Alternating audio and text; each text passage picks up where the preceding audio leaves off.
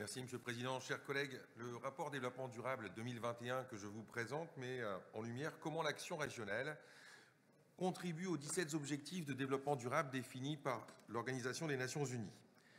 Il vient illustrer en fait la diffusion du développement durable au sein des politiques régionales et comment il irrigue et impacte le mode de fonctionnement de l'administration.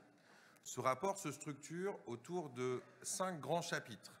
La région au travail, favoriser l'équilibre des territoires, être proche des citoyens, être efficace et exemplaire, favoriser le rayonnement des Hauts-de-France.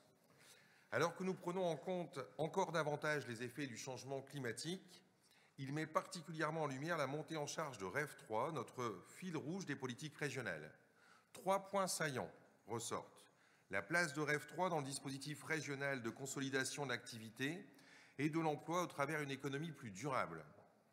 L'importance accordée à l'accompagnement des territoires dans la mise en place de leur stratégie de développement durable et enfin le souci de l'institution d'avoir pour elle-même un fonctionnement durable. Concernant la place de REF 3, démarche pilotée par mon collègue Frédéric Motte, elle illustre la préoccupation constante de l'exécutif de faire des Hauts-de-France une région économique plus forte parce que plus durable. Pour répondre à l'interrogation émise par le Césaire, que je remercie et dont je tiens à souligner la qualité de son avis, la région se reconnaît pleinement au travers de REF 3 comme co-chef de file des projets accélérateurs de transition. C'est le cas, par exemple, pour la géothermie, de la mise en place d'un démonstrateur eau de mer sur la zone Cap-Écure de Boulogne-sur-Mer, afin de répondre aux besoins énergétiques de froid des entreprises de transformation du poisson. Le second point saillant du rapport, c'est le souci d'accompagner les territoires dans leur stratégie de développement durable. Eh bien, dans le cadre du SRADET, les politiques d'aménagement du territoire, les politiques climat, air, énergie, la région anime et outille les plans climat, air, énergie territoriaux, les SCOT. Nous avons désormais un observatoire déchets avec le CERD et nous pouvons mesurer en temps réel la qualité de l'air avec Atmo.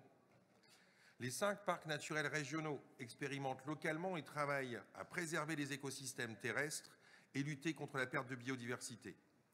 Dernier point saillant, c'est la gestion durable qu'applique la région à son propre fonctionnement ainsi qu'à son patrimoine. À titre d'exemple, nous avons ouvert un chantier d'importance, la construction de la capitainerie de Calais pour permettre la surveillance et la sûreté du port dans une démarche de respect de l'environnement avec un objectif marqué de diminution des consommations d'énergie.